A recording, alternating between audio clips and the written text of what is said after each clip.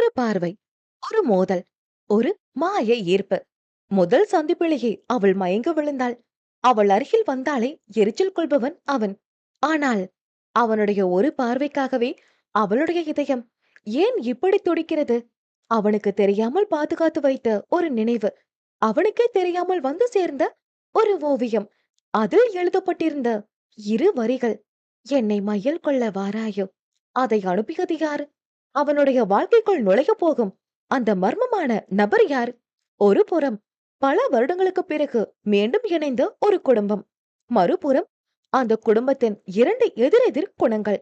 ஒருவன் இந்த மண்ணையே பிடிக்காமல் வந்திருக்கிறான், ஒருத்தியோ அவனை பார்த்தாலே இதயம் தடுமாறுகிறாள். இப்போது விதி இருவரையும் ஒரே பயணத்தில் இணைக்கப் போகிறது.